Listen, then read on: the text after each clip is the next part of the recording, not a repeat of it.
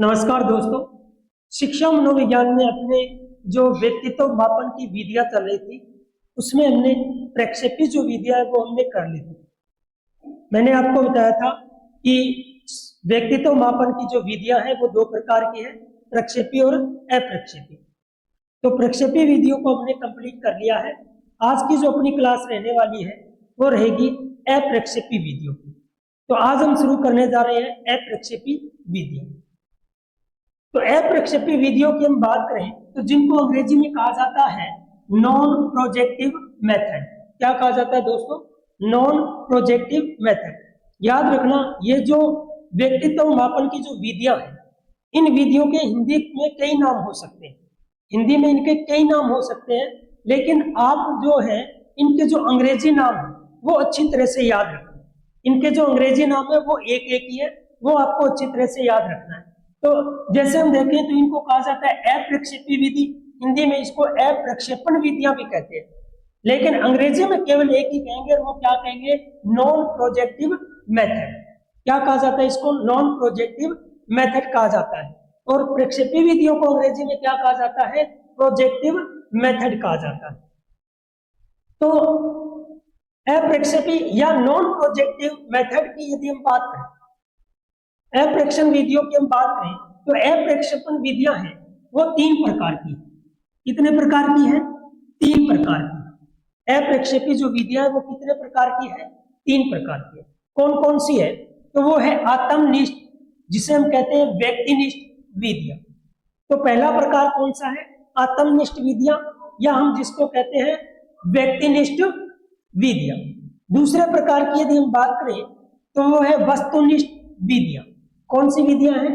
वस्तुनिष्ठ विधियां। और जो तीसरा प्रकार है वो है मनोविश्लेषणात्मक विधियां। तीसरा कौन सा प्रकार है? तो तीसरा जो प्रकार है वो है मनोविश्लेषणात्मक विधियां।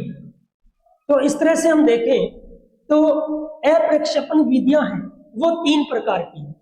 अब इनके आपको अंग्रेजी नाम भी अच्छी तरह से याद रखना है, क्योंकि हिंदी नाम इनके कई हो सकते हैं। मैंने आपको बताया कि हिंदी नाम इनके कई हो सकते हैं, लेकिन अंग्रेजी नाम केवल एक ही है। यदि आत्मनिष्ठ विधियों को हम अंग्रेजी में देखें तो इन्हें कहा जाता है सब्जेक्टिव मेथड्स। क्या कहा जाता है? सब्जेक्टिव मेथड्स कहा जाता है। वस्तुनिष्ठ विधि को कहा जाता है ऑब्जेक्टिव मेथड। क्या कहा जाता है? ऑब्जेक्टिव मेथड्स कहा जाता है। और मनोविश्लेषणात्मक विधियों को कहा जाता है मनोविश्लेषणात्मक विधि को कहा जाता है साइको एनालिटिक मेथड्स। क्या कहा जाता है? साइको एनालिटिक मेथड्स कहा जाता है। तो ये तो है इनके अंग्रेजी नाम। अब यदि हम देखें इनमें आत्मनिष्ठ विधि जो है, आज की क्लास में हम कौन सी विधि लेके चल रहे हैं? आज की क्लास में हम आत्मनिष्ठ या जिसको व्यक्तिनिष्ठ विधि कहा जाता है उनके बारे में अध्ययन करने वाले हैं। तो आज जो अपनी विधि रहेगी वो रहेगी सब्जेक्टिव मेथड्स। कौन सी विधियां रहेगी? Subjective methods. तो सब्जेक्टिव मेथड्स की हम बात करें तो ये कितने प्रकार की है? ये कितने प्रकार की है? ये चार प्रकार की है। कितने प्रकार की है? चार प्रकार की है। अब ये चार प्रकार हमें किस तरह से याद रहेंगे? हमें कैसे याद रहेंगे कि ये चार वेद हैं वो आत्मनिष्ठ विधि के? तो उनके लिए मैं आपको एक बहुत ही अच्छी ट्रिक बताने जा रहा हूं, और वो ट्रिक भी आप याद रखना। और मैं जो ये ट्रिक बताऊंगा उनमें जो नाम आएंगे, इनके जो नाम आएंगे वो कौन से आएंगे? अंग्रेजी नाम आएंगे। और हमें अंग्रेजी नाम ही याद रखने हैं, क्योंकि हिंदी इनके कई नाम है। जैसे देखो, यही देख लो, आत्म लेखन विधि भी कहा जाता है इसको, आत्म निरीक्षण विधि भी कहा जाता है इसको, अंतर्दर्शन विधि भी कहा जाता है इसको। अब देखिए तो वो ट्रिक क्या है? तो वो ट्रिक ये है, आपको इस तरह से याद रखना है कि ऐसे इंटरव्यू में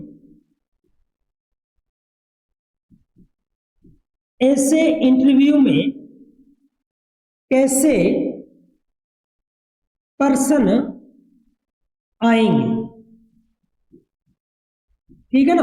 ये ट्रिक याद रखनी है आपको। ट्रिक क्या याद रखनी है कि ऐसे इंटरव्यू में कैसे पर्सन आएंगे।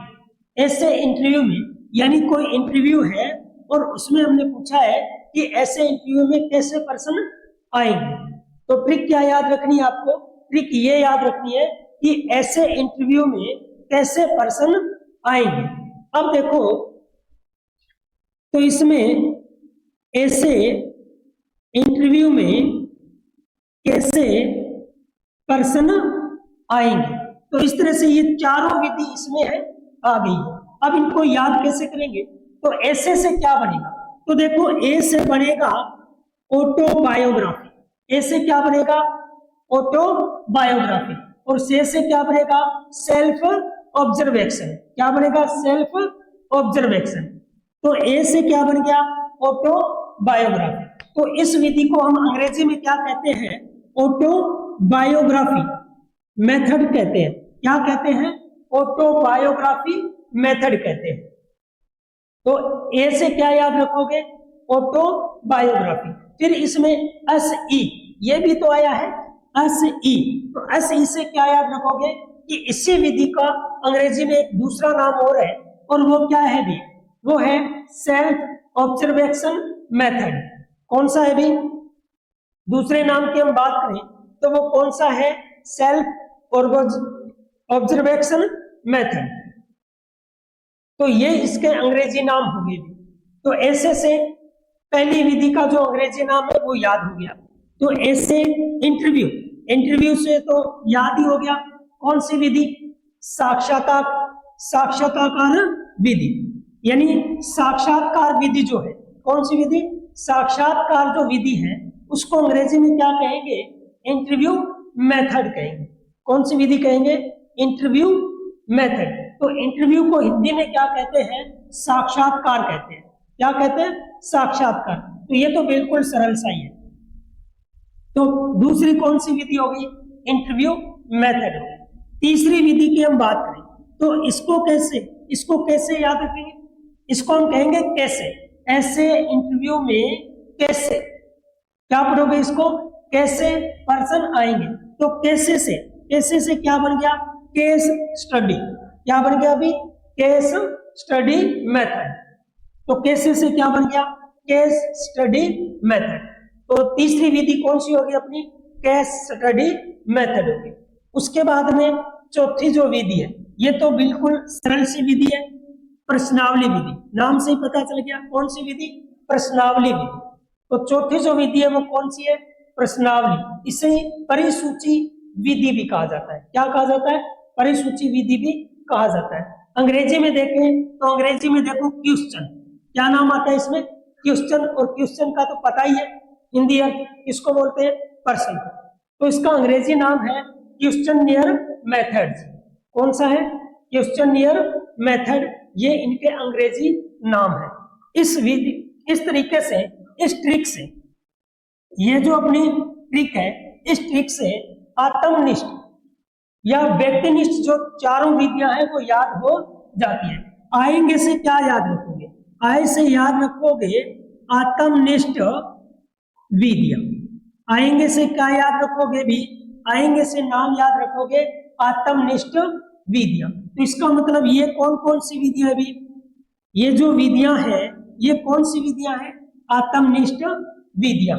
कौन सी विधियां हैं, आत्मनिष्ठ विधियां है। तो फिर क्या बताया मैंने, ऐसे इंटरव्यू में कैसे पर्सन आएंगे, ऐसे इंटरव्यू में कैसे पर्सन आएंगे।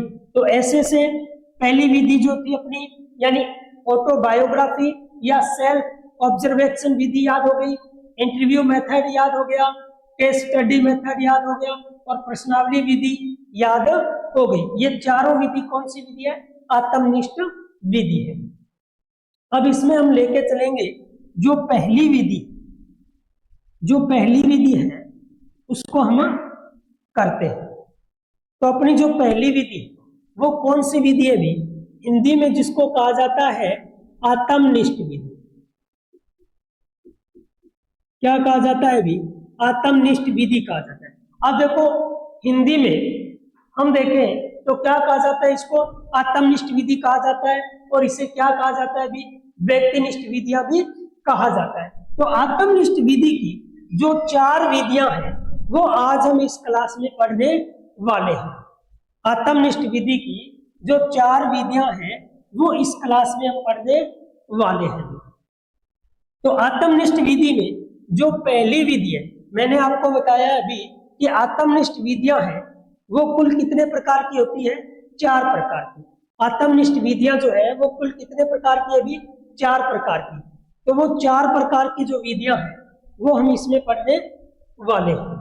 तो सबसे पहली जो विधि आत्मनिष्ठ विधि में जो सबसे पहली विधि है वो है आत्मकथा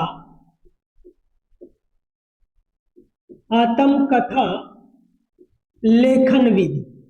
कौन सी विधि है भी? आत्मकथा लेखन विधि।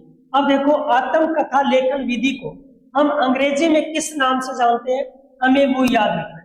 तो आत्मकथा लेखन विधि को हम आत्म निरीक्षण विधि या अंतः दर्शन विधि भी कहते हैं। अंग्रेजी में इसको कहा जाता है ऑटोबायोग्राफी मेथड। क्या कहा जाता है भी? ऑटोबायोग्राफी मेथड कहा जाता है। तो ऑटोबायोग्राफी का अर्थ होता है आत्मकथा। ऑटोबायोग्राफी का अर्थ क्या होता है भी? आत्मकथा होता है। तो यानी ऑटोबायोग्राफी मेथड। इसी का दूसरा नाम अंग्रेजी में मैंने क्या बताया था? सेल्फ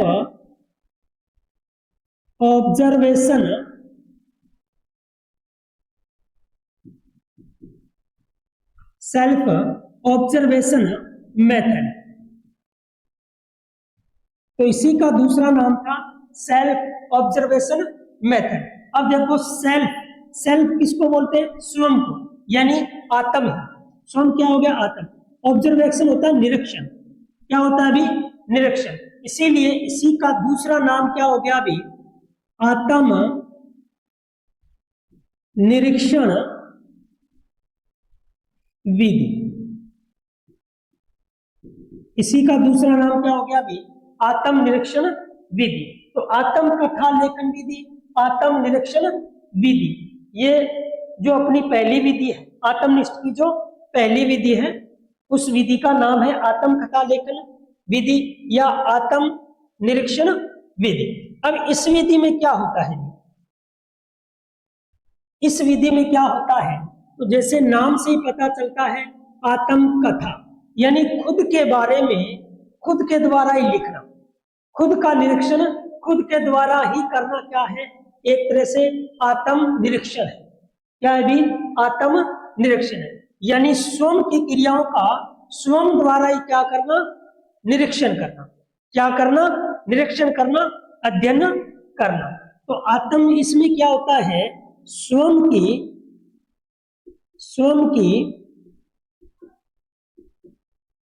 क्रियाओं का अध्ययन होता है।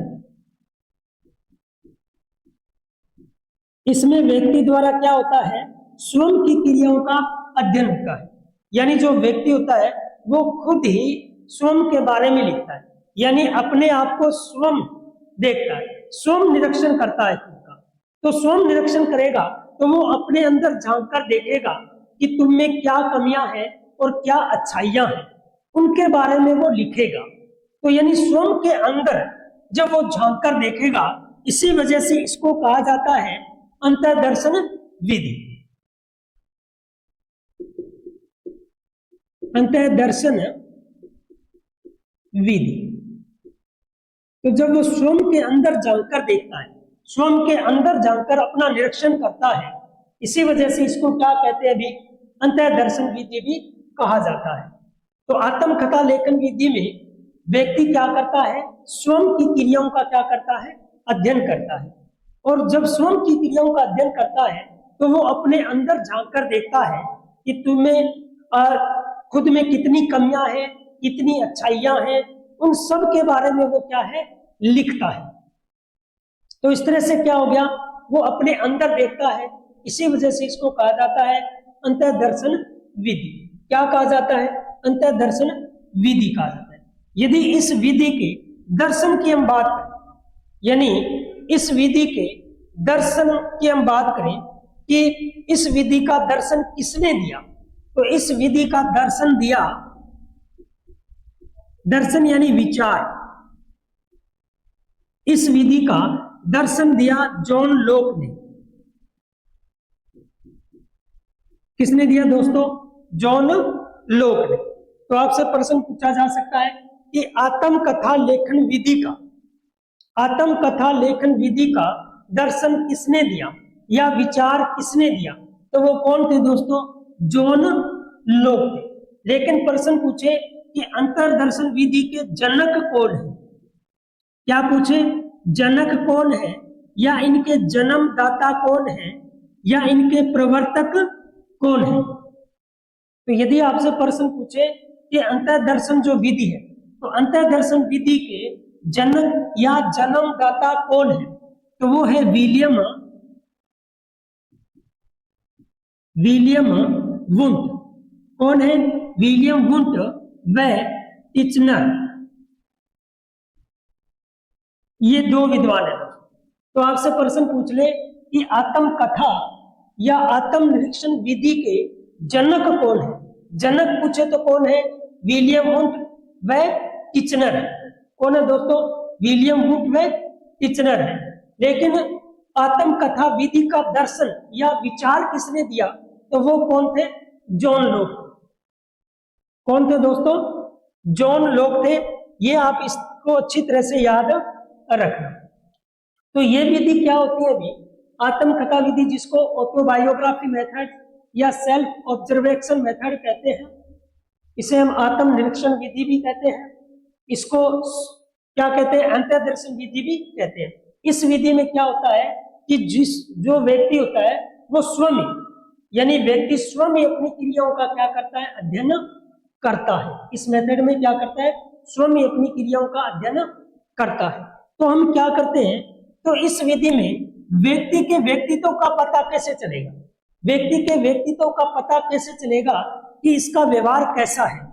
तो देखो, जब हम किसी की आत्मकथा को पढ़ते हैं, तो जब हम उसकी आत्मकथा को पढ़ते हैं, उस आत्मकथा में उनके विचारों को देखते हैं, उनके विचारों को पढ़ते हैं, तो उनके विचारों से हम विचारों को पढ़कर हम बता सकते हैं कि इस व्यक्ति का व्यक्तित्व कैसा है, उस व्यक्ति का व्यक्तित्व कैसा है। इस तरह से हम इस विधि से भी किसी व्यक्ति के व्यक्तित्व का मापन कर सकते हैं। कैसे? उसकी आत्मकथा को पढ़कर कि उसका व्यवहार कैसा है, अच्छा है या बुरा है। वो उसकी आत्मकथा में क्या होंगे? उसके खुद के विचार होंगे। उन विचारों को पढ़कर हम पता लगा सकते हैं कि उसका व्यक्तित्व कैसा है। तो इसका विचार किसने दिया? इस विधि का विचार किसने दिया? जॉन लोक ने। और इस विधि के जनक या जन्मदाता कौन है? तो वो कौन है? विलियम वुंट व टिचनर है। ये चीज याद रखना। और इस विधि में हमें क्या है? इस विधि से यदि हम किसी व्यक्ति के व्यक्तित्व का यदि हम निरीक्षण करते हैं, तो इसमें क्या होता है कि हमें किसी सामग्री की आवश्यकता नहीं होती भी, यानी किसी उपकरण व सामग्री की आवश्यकता नहीं होती। इस विधि में क्या होता है कि किसी उपकरण और सामग्री की आवश्यकता नहीं होती दोस्तों। यानी इस विधि में किसी उपकरण और सामग्री की आवश्यकता नहीं होती। यदि इस विधि की हम बात करें, ये जो विधि है,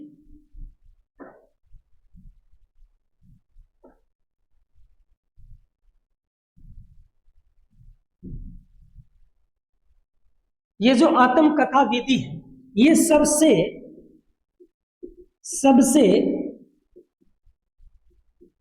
प्राचीन विधि है।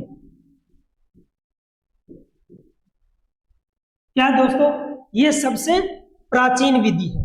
यदि आपसे प्रश्न पूछे कि सबसे प्राचीन विधि कौन सी है, तो वो कौन सी विधि है? आत्मकथा विधि है। तो ये सबसे प्राचीन विधि है। ये क्या है? सबसे प्राचीन विधि है। यदि इस विधि की हम कमी देखें कि इस विधि में क्या कमी हो सकती है, इस विधि की क्या कमी हो सकती है, तो इस विधि की यदि हम कमी की बात करें, तो इस विधि में क्या होता है कि व्यक्ति स्वयं अपना निरीक्षण करता है। व्यक्ति क्या करता है? अपना स्वयं निरीक्षण करता है और खुद के बारे में स्वयं लिखता है। तो ये एक जाहिर सी बात है कि कोई भी व्यक्ति है वो अपनी बुराइयों को नहीं लिखेगा, वो अपनी बुराइयों को छिपा लेगा। यानी वो क्या करेगा? केवल अपनी अच्छाइयों की बात करेगा। तो जब वो खुद की आत्मकथा लिख रहा है तो उस आत्मकथा में क्या करता है, वो अपनी बुराइयों को छिपा लेता है और अच्छाइयों को उजागर कर देता है। इस तरह से हम देखें तो ये कोई वैज्ञानिक अध्ययन नहीं है, ये कोई वैज्ञानिक अध्ययन नहीं है, तो ये क्या है, एक अवैज्ञानिक विधि है। इस तरह से देखें तो ये क्या है, एक अवैज्ञानिक विधि है। यानी इसमें जो व्यक्ति अपने विचार लिख रहा है तो वो केवल अच्छे अच्छे विचार लिखेगा, अपने बुरे विचार नहीं लिखेगा। इस तरह से हम देखें तो ये एक अविश्वसनीय है।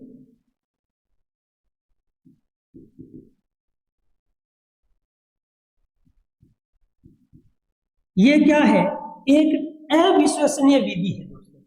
ये क्या है, एक अविश्वसनीय विधि है, ये वैज्ञानिक विधि नहीं है, ये वैज्ञानिक विधि नहीं है। इस वजह से इस विधि का अब प्रयोग नहीं होता। अब इस विधि का प्रयोग नहीं होता। क्यों नहीं होता? क्योंकि ये एक अवैज्ञानिक विधि है, ये वैज्ञानिक विधि नहीं है। क्योंकि जब कोई भी व्यक्ति स्वयं अपने बारे में लिख रहा है तो वो अपनी बहुत सी बुराइयों को छिपा जाएगा, यानी वो केवल अपनी इच्छाइयां, केवल अच्छाइयां ही प्रदर्शित करेगा, बुराइयां इसमें नहीं बताएगा। तो ये अपनी जो पहली विधि थी वो कौन सी विधि थी? आत्मकथा लेखन विधि, या जिसको बोलते हैं आत्म निरीक्षण विधि या अंतर्दर्शन विधि भी कहा जाता है। उसके बाद हम देखें तो जो दूसरी विधि है, दूसरी जो विधि है वो कौन सी है? साक्षात्कार विधि। तो दूसरी कौन सी विधि है दोस्तों? साक्षात्कार विधि है, जिसको अंग्रेजी में क्या कहा जाता है? इंटरव्यू मेथड कहा जाता है। क्या कहा जाता है अभी? इंटरव्यू मेथड कहा जाता है। तो जिसे अंग्रेजी में कहा जाता है इंटरव्यू मेथड। यदि इस विधि की हम बात करें, इस विधि की शुरुआत कहां से हुई? बहुत ही अच्छा प्रश्न है। प्रश्न पूछा जा सकता है कि साक्षात्कार विधि की शुरुआत कहां से हुई?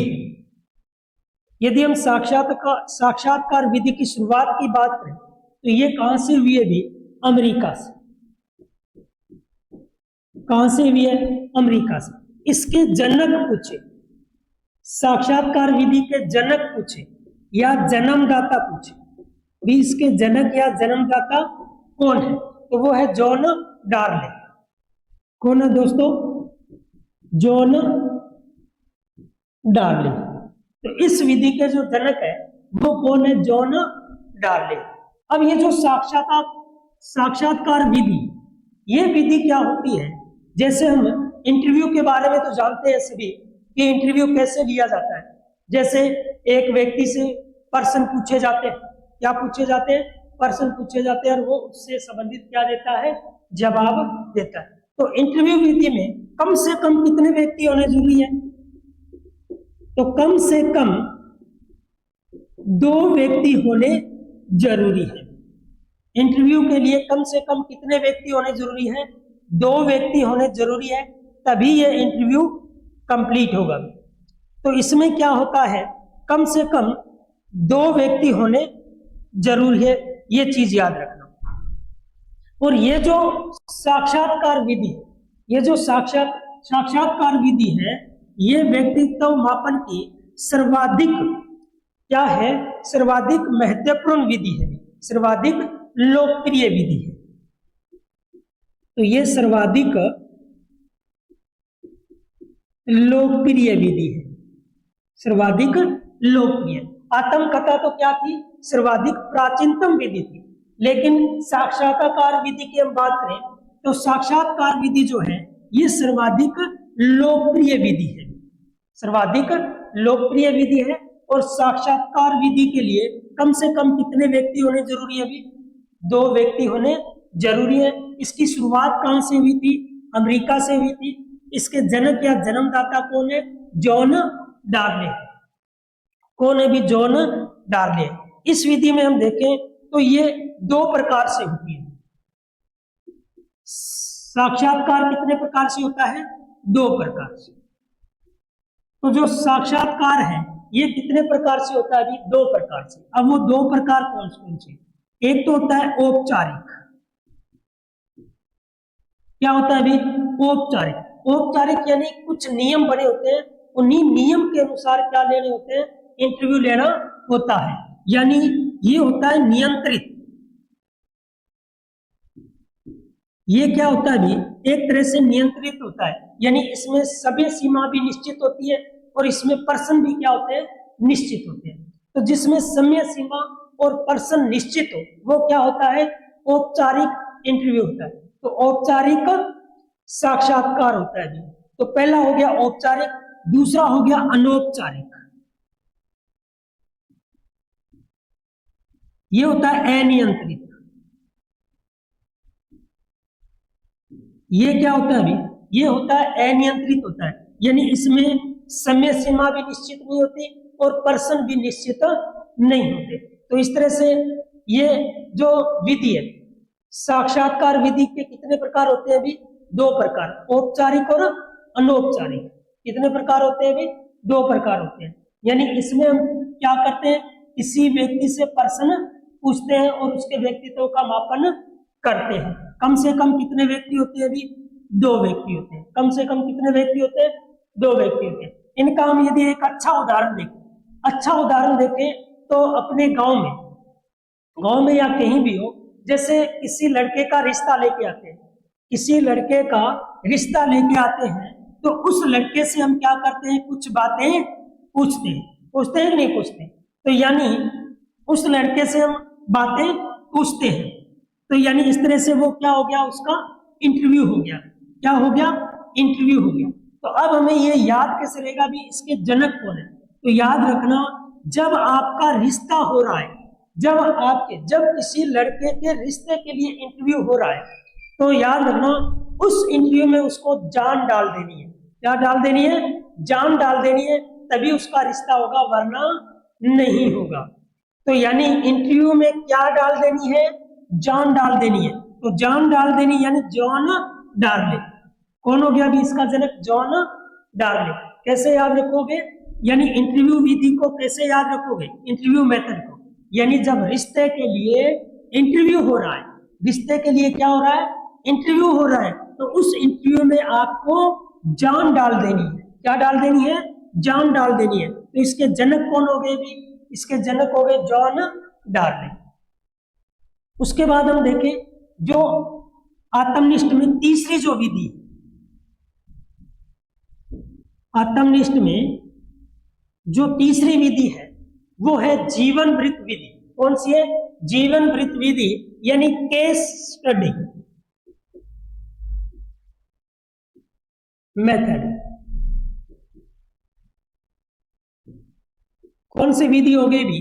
केस स्टडी मेथड, जिसको हम बोलते हैं जीवन वृत्त विधि, व्यक्ति इतिहास विधि, जीवन इतिहास विधि या जीवन गाथा विधि। इस विधि में क्या होता है? जिस व्यक्ति का हम मापन करें, जिस व्यक्ति के व्यक्तित्व का हम मापन करें, उसके पूरे जीवन का हम अध्ययन करेंगे। यानी जन्म से लेकर वर्तमान तक, यानी अब इसकी आयु कितनी है, तो जन्म से लेकर वर्तमान तक उसका हम क्या करते हैं? अभी अध्ययन करते हैं। तो उसको कहा जाता है केस स्टडी मेथड। तो इसमें जन्म से लेकर वर्तमान तक हम उसका क्या करते हैं? अभी अध्ययन करते हैं। तो यानी उसके पूरे जीवन का, वर्तमान तक के जीवन का अध्ययन करते हैं, इसीलिए इसे कहा जाता है जीवन वृत्त। यानी उस व्यक्ति का पूरा इतिहास छान देते हैं, तो इसीलिए कहते हैं व्यक्ति इतिहास या जीवन इतिहास विधि।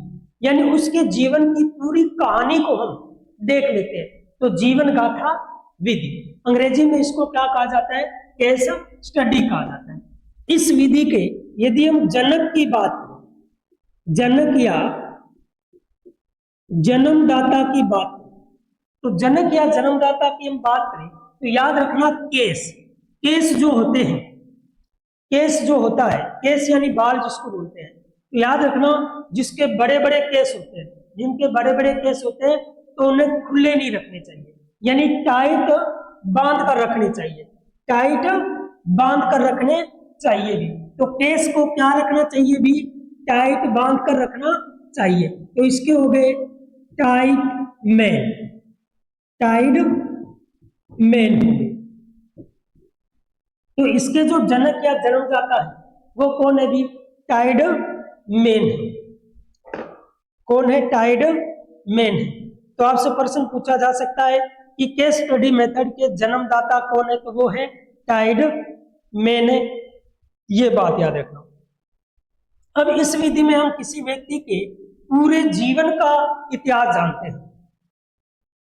क्या करते हैं अभी, पूरे जीवन का इतिहास जानते हैं। तो ये विधि किसके लिए उपयोगी होती है, तो यानी इस विधि का प्रयोग जो होता है वो मनोवैज्ञानिक रोगों का पता लगाने के लिए होता है। तो मनोवैज्ञानिक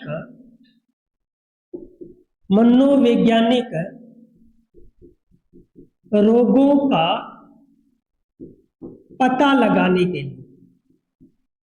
लगाने के लिए यानी कोई व्यक्ति यदि कोई गलत व्यवहार कर रहा है, अपने जीवन में गलत व्यवहार कर रहा है, तो उसका क्या कारण हो सकता है, उसके पूरे कारण कौन जानेंगे, उसके व्यक्ति की पूरी गाथा को जानकर, पूरे जीवन इतिहास को जानकर हम इसका पता लगाते हैं। तो इस तरह से हम देखें तो ये मनोवैज्ञानिक रोगों का पता लगाने के लिए, या हम कहें कि आपराधिक व्यक्तियों का पता लगाने के लिए, यानी वो अपराधी क्यों है। तो आपराधिक व्यक्तियों का पता लगाने, आपराधिक व्यक्तियों के कारण का पता लगाने के लिए हम क्या करते हैं, इस विधि का प्रयोग करते हैं। तो जब हम कारणों का पता लगाते हैं, क्या करते हैं, जब हम किसी कारणों का पता लगाते हैं तो उस विधि को कहा जाता है निदानात्मक विधि। कौन सी विधि कहा जाता है, तो जब हम किसी कारणों का पता लगाते हैं, जब हम क्या करते हैं, जब हम किसी कारणों का पता लगाते हैं तो उसको कहा जाता है निदानात्मक विधि। क्या कहा जाता है भी, निदानात्मक विधि कहा जाता है। इस तरह से ये कौन सी विधि है, निदानात्मक विधि। अब ये निदान क्या होता है, तो देखें दोस्तों, एक होता है निदान, और निदान के बाद क्या किया जाता है, उपचार किया जाता है। क्या किया जाता है भी, उपचार किया जाता है। जब हम किन्हीं कारणों का पता लगाएं, जब हम क्या करते हैं, किन्हीं कारणों का पता लगा रहे हैं, तो वो क्या है, निदान है। और पता लगाने के बाद में हम क्या करते हैं, इलाज करते हैं, वो क्या होता है, उपचार होता है। क्या होता है दोस्तों, उपचार होता है। लेकिन निदान के बिना हम उपचार नहीं कर सकते भी, निदान के बिना हम उपचार नहीं कर सकते। जैसे हम किसी डॉक्टर के पास जाते हैं और अपनी तबीयत बताते हैं, तो डॉक्टर हमसे पूछता है ना कि आपने क्या खाया, आपका किस तरह से, यदि हम देखें क्या आपको बुखार चढ़ती है, उस समय सर्दी लगती है कि नहीं लगती, तो इस तरह से हमें क्या करता है, वो हमसे कुछ कारण पूछते हैं। तो यानी वो क्या कर रहा है, उस समय निदान कर रहा है। क्या कर रहा है, निदान। और जब पूरे कारणों का पता चल जाता है तो उसके बाद में वो क्या करता है भी, उपचार करता है। तो ये कौन सी विधि थी, केस स्टडी विधि थी। केस स्टडी विधि के जनक या जन्मदाता कौन है भी, टाइडमैन है। बहुत ही अच्छा पर्सन है। उसके बाद हम देखें आत्मनिष्ठ विधियों में जो चौथा प्रकार था, जो चौथी विधि थी, वो कौन सी विधि थी, उसके बारे में हम देखते हैं। तो जो चौथी विधि थी वो थी प्रश्नावली विधि। कौन सी विधि थी भी, प्रश्नावली विधि। तो चौथी विधि कौन सी है, प्रश्नावली विधि है। प्रश्नावली विधि की हम बात करें तो नाम से ही पता चलता है कि इसमें क्या पूछे जाते हैं भी, प्रश्न पूछे जाते हैं। इसमें क्या पूछे जाते हैं, प्रश्न पूछे जाते हैं। तो अब हम देखें, जैसे प्रश्न तो साक्षात्कार विधि में भी पूछा जाता है। क्या पूछा जाता है, साक्षात्कार विधि में भी। तो इस विधि में तो क्या होता है, इस विधि में जब भी प्रश्न पूछे जाते हैं तो जो व्यक्ति होते हैं वो आमने सामने होने जरूरी है भी। यानी दो व्यक्तियों के बीच में कम से कम दो व्यक्ति होने जरूरी है, और वो भी क्या होने जरूरी है भी, आमने सामने होने जरूरी है। ठीक है ना। जैसे मैंने आपको उदाहरण भी बताया था, किसी के रिश्ते की हम बात करते हैं, जिस लड़के का रिश्ता होता है उसको हम आमने सामने, उसको अपने सामने बिठाकर उससे पर्सन पूछते हैं कि नहीं पूछते, यानी पूरी छानबीन करते हैं। तो जब उसको सामने बिठाकर कुछ पर्सन पूछते हैं तो वो तो क्या हो गया, साक्षात्कार हो गया। लेकिन उसके बाद में क्या होता है कि जैसे आस पड़ोस से, मान लो उस बच्चे के बारे में आस पड़ोस के लोगों से पूछते हैं। जब उस बच्चे के बारे में जिसका रिश्ता कर रहे हैं उसके बारे में हम आस पड़ोस के लोगों से पूछ रहे हैं कि यह कैसा है, क्या इसकी रुचि है, कहाँ उठना बैठना है, क्या काम करता है, ये हम उसके बारे में पूछते हैं आस पड़ोस से। तो वो कौन सा हो गया, जीवन व्यक्ति इतिहास या जीवन इतिहास विधि होगी। कौन सी विधि हो गई, जीवन इतिहास विधि होगी। लेकिन हम बात करते हैं प्रश्नावली विधि में, तो इसमें क्या होता है प्रश्नावली विधि में कि आमने सामने होने की कोई आवश्यकता नहीं। इस विधि में आमने सामने, यानी जिस व्यक्ति का परीक्षण ले रहे हैं, जिस व्यक्ति के व्यक्तित्व का मापन कर रहे हैं, उनका आमने सामने होना जरूरी नहीं है। और जब आमने सामने होना जरूरी नहीं है तो इस विधि में हम क्या करते हैं, एक साथ बहुत सारे, यानी बहुत लोगों का मापन कर सकते हैं, तो हम एक साथ बहुत सारे लोगों के व्यक्तित्व का मापन कर सकते हैं। कौन सी विधि में, प्रश्नावली विधि में। कौन सी विधि में भी, प्रश्नावली विधि में हम एक साथ बहुत से व्यक्तियों का मापन कर सकते हैं भी, ये चीज याद रखना। और ये जो प्रश्नावली विधि है, इसको हम क्या करते हैं, जब आमने सामने नहीं होते तो हम क्या करते हैं कि कुछ कागज पर कुछ प्रश्न लिख कर दे देते हैं, और उन प्रश्नों के उस व्यक्ति को क्या करने होते हैं, उत्तर देने होते हैं। यानी कागज पर लिखकर उसको प्रश्न दे देते हैं और वो क्या करता है, उन प्रश्नों के उत्तर देता है। वो आमने सामने होने की आवश्यकता नहीं है, आमने सामने की जरूरत नहीं होती इसमें।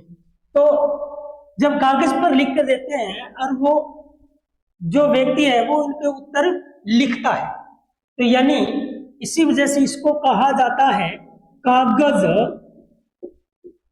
पेंसिल विधि। कौन सी विधि कहा जाता है अभी, कागज पेंसिल विधि भी कहा जाता है। तो इसी वजह से इस विधि को कागज पेंसिल विधि भी कहा जाता है। इस विधि के यदि हम जनक की बात करें कि इस विधि के जनक कौन थे, तो इस विधि के जो जनक थे वो थे वुडवर्थ। कौन थे भी, वुडवर्थ। इस विधि में हम देखें तो जो प्रश्न होते हैं वो 4 प्रकार के होते हैं। कितने प्रकार के होते हैं भी, 4 प्रकार के इसमें प्रश्न होते हैं। पहला जो होता है वो होता है बंद या प्रतिबंध प्रश्न। कौन से होते हैं भी, बंद या प्रतिबंध प्रश्न। यानी ये बंद या प्रतिबंध, यानी इन पर प्रतिबंध लगा होता है। जितना उत्तर होता है इनका उत्तर हम हाँ या ना में दे सकते हैं। किसमें दे सकते हैं भी, हाँ या ना। तो जिनका हम उत्तर हाँ या ना में दे सकते हैं वो कौन से हो गए भी, बंद या प्रतिबंध प्रश्न हो गए। कौन से प्रश्न हो गए, बंद या प्रतिबंध प्रश्न हो गए। इनका उत्तर हम क्या करते हैं, केवल हाँ या ना में ही उत्तर दे सकते हैं। जैसे उदाहरण के लिए हम देखें कि हमसे प्रश्न पूछे कि क्या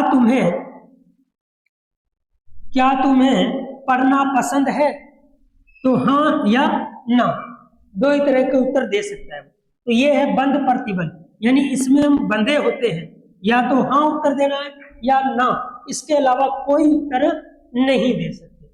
दूसरा जो होता है वो होता है खुली प्रश्नावली। कौन सी विधि, खुली प्रश्नावली के प्रश्न होते हैं। तो दूसरे जो होते हैं वो है खुली प्रश्नावली। इसमें क्या होते हैं कि इसमें उत्तर लिखने में हम आजाद होते हैं, स्वतंत्र होते हैं। यानी निबंधात्मक प्रश्न इसमें लिखे जाते हैं। तो इसमें हम कितने ही बड़े प्रश्न लिख सकते हैं। ये लिखने में यानी इनका उत्तर लिखने में हम क्या होते हैं, स्वतंत्र होते हैं। तो बंद का उल्टा ही क्या हो गया, खुली। तो बंद में हम केवल हाँ ना में उत्तर दे सकते हैं और खुली प्रश्नावली में हम पूरी तरह से पूरा वर्णन दे सकते हैं। तीसरा जो इसका प्रकार है वो है सचित्र प्रश्नावली। क्या होती है अभी, सचित्र प्रश्नावली, यानी इनमें क्या होते हैं, चित्र बने होते हैं। क्या बने होते हैं, चित्र बने होते हैं। उन चित्रों को देखकर हमें उत्तर देना होता है। और जो चौथी है वो है मिश्रित प्रश्नावली। कौन सी होगी भी, मिश्रित प्रश्नावली, जिसमें ये तीनों प्रकार के प्रश्न सम्मिलित होते हैं। तीनों प्रकार के प्रश्न सम्मिलित होते हैं, वो कौन से हो गए भी, मिश्रित प्रश्नावली होगी भी।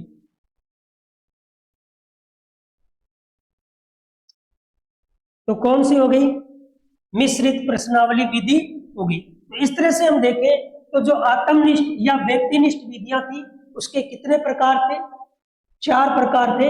ये हमने पढ़े और एक ट्रिक के माध्यम से मैंने इनको याद भी करवा दिए हैं भी। वो कौन कौन सी विधि है, ट्रिक क्या थी कि ऐसे इंटरव्यू में कैसे प्रश्न पूछेंगे। फिर आत्मकथा लेखन विधि के जनक कौन थे भी, तो कौन थे, 2 विद्वान बताए थे मैंने, विलियम वुंट और हिटलर। इनके क्या थे भी, इन विधि के जनक थे। उसके बाद में साक्षात्कार, तो याद रखना साक्षात्कार किसी का रिश्ता होता है तो क्या होता है, साक्षात्कार होता है।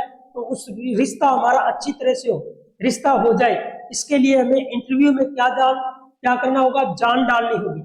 इंटरव्यू में यदि हम जान डाल देते हैं तो रिश्ता हो जाता है। तो इंटरव्यू जान डाल देते हैं, जॉन डार्ले हैं। जीवन वर्ग, व्यक्ति इतिहास या जीवन इतिहास या केस स्टडी। केस से याद रखना, केस क्या है, टाइट बांधने, केस टाइट बांधने हैं। तो टाइट मैन हो गया इनका जनक। और उसके बाद में प्रश्नावली विधि, प्रश्नावली विधि इसके जनक कैसे याद रखोगे कि प्रश्न जब पूछेंगे तो टीचर प्रश्न जो पूछेंगे तो प्रश्न पूछने वाला क्या करेगा, अपने हाथ में छड़ी रखेगा। क्या रखेगा, छड़ी रखेगा कि यदि हम गलत प्रश्न का उत्तर देंगे तो छड़ी की मार भी सकता है। तो क्या रखेगा, छड़ी। छड़ी यानी लकड़ी, जिसको हम वुड बोलते हैं। लकड़ी को अंग्रेजी में क्या बोलते हैं, वुड, छड़ी को। तो लकड़ी को अंग्रेजी में क्या बोलते हैं भी, वुड बोलते हैं। तो इसके जो जनक हो गए वो कौन हो गए, वुडवर्थ। कौन हो गए, वुडवर्थ हो गए। तो ये थी अपनी व्यक्तित्व मापन की जो अप्रक्षेपी विधियों में जो पहली विधि थी, आत्मनिष्ठ विधि। तो आशा करता हूं ये आपको अच्छी तरह से समझ में आई होगी। तो दोस्तों मिलेंगे हम आगे की जो क्लास है उसमें, जो आगे की जो विधियां है वस्तुनिष्ठ विधियां, उनको लेकर। तब तक के लिए सभी का धन्यवाद। राम राम।